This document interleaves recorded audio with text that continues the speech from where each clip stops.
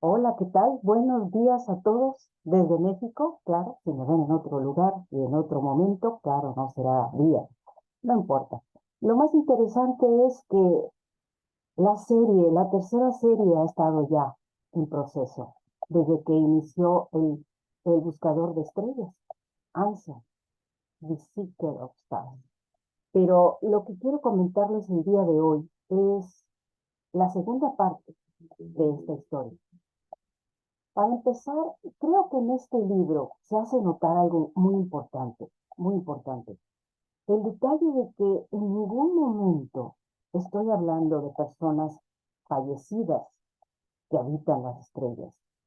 Y el libro primero lo explica claramente. El reto de la Cruz del Norte explica claramente que hablamos de energías que tanto de arriba y abajo están conectadas. Estamos conectados con las energías que circundan alrededor de nuestro cuerpo, por una parte, y que circundan alrededor de nuestro sistema solar, por otra parte, y allende la frontera podemos ir mucho más lejos. Y por eso, pues, hoy me he decidido a quedarme con el agujero negro, porque es vital. Lo vemos como un sitio desconocido completamente, un sitio donde no alberga la esperanza. Y siempre relacionamos a la esperanza con la luz. Quien no tiene luz en su cerebro es una persona apagada. Quien no tiene las posibilidades de brillar es una persona que está deprimida emocionalmente. Todo lo relacionamos con la luz. Y a partir del enamoramiento de Ansel por la luz, nos damos cuenta de que incluso en el interior de un agujero negro hay la posibilidad de encontrarlo. Y de eso se trata. Somos energía. Uno de los más destacados personajes que aparece en la primera historia de la tercera serie es sin duda alguna el arqueólogo galáctico. Él se ha dedicado a investigar qué hay ahí, a investigar que nuestro pensamiento, nuestra energía, ha ido colocando en esos sitios lo que ya no le sirve, lo que ha quedado atrás, las costumbres añejas, los miedos ancestrales que antes teníamos como humanidad, el contemplar la vida con odio y con resentimiento. Incluso han de recordar que en una de las novelas de la primera serie, él encuentra armamento militar en alguno de ellos, como el olvido permanente en un lugar donde no vuelvan a retornar de cosas que nos han estado haciendo daño. Y bueno, eso sería maravilloso. Ponerlo en aquel capítulo como subtitulado La verdad fue impresionante, porque la verdad para muchos de nosotros es esa. No quisiéramos la guerra, no quisiéramos que se estén armando hasta los dientes muchas naciones. Sin embargo, está sucediendo. Y llegará el momento en que la gente piense y medite que eso tiene un destino y ese destino debería ser alejarlo de la luz, alejarlo de las nociones alternativas, alejarlo de las estrategias, colocarlo como un emblema arqueológico de lo que fue y ya no es. Pero para eso va a faltar un buen tiempo y yo quiero compartirles pantalla. Acostumbro darles un breve previo de lo que hago y aquí les voy a mostrar solamente un párrafo porque me parece muy interesante poder hacer esto. A ver, máquina, responde. A ver, ahí vamos.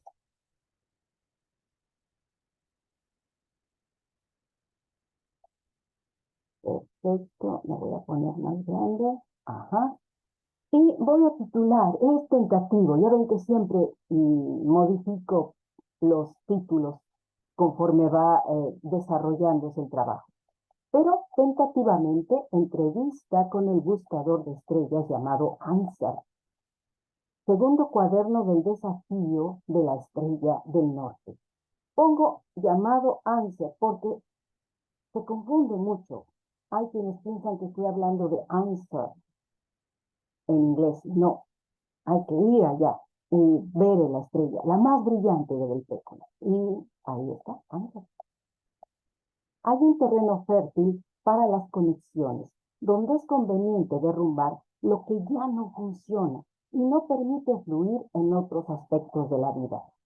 En esta ocasión hablaremos de la forma en que Ansar se fue integrando a los conceptos que eran necesarios desde el momento que pudo observarse como parte de la luz inspiradora, por lo cual tenía que valorar cada paso y medir sus fuerzas para entender lo que le pediría Sol, la hechicera Sol, la mujer de fuego. El grupo comprendió que no todos serían capaces de absorber la luz de la misma forma, por lo cual Sol afirmó: en la diversidad se encuentra el gusto por el aprendizaje. La luz encontrará el camino. Y esto es fundamental, porque a veces en un grupo todos queremos que la gente funcione como si fueran parte de una enseñanza militar, que todos estén dentro del parámetro y que todos actúen de la forma que se requiere. Y sin embargo, vemos que hay personas que son más mentales, algunas otras son mucho más visuales. Hay quienes, si no escuchan las palabras y las relacionan con la imagen, realmente pierden atención. Y esto sucede desde niños. Cuando la gente va a los colegios se da cuenta quiénes son más distraídos que otros. Por ahí escuché a una astróloga que decir que es muy importante saber dónde se encuentra en la carta natal de una persona su luna, porque de acuerdo a la forma que maneja su luna esa persona, es como vamos a poder relacionarnos con ella. Un dato interesante, sin duda alguna, porque no puedes tratar a una persona con la luna en Sagitario de la misma forma que lo harías con una que la tiene ubicada en Géminis, por decirlo. Y bueno, esto me hace recordar a Augusto Ávila, el hombre que demarcó a los grupos, los organizó, los coordinó y finalmente encontró que cada perfil de cada persona tiene cualidades por explotar, que a veces no lo hacemos.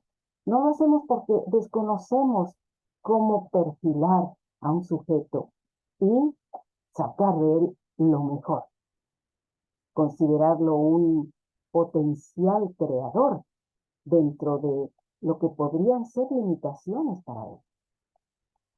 Eso va a tratar. Así que, entrevista, ¿por qué? ¿Qué haces cuando quieres conocer a alguien?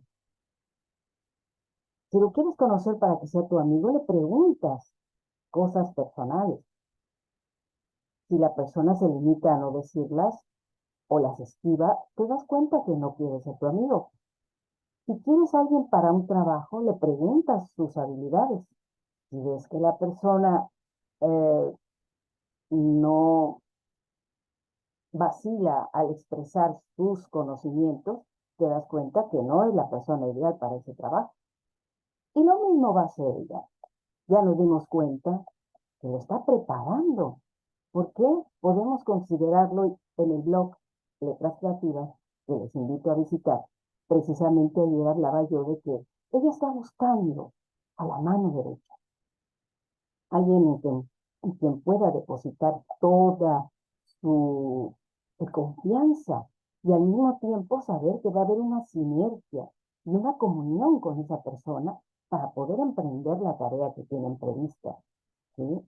Poder crear un puente a partir del astrolabio de Ansar hacia, desde signos hasta Spica, exactamente el lugar donde se encuentran los pupilos.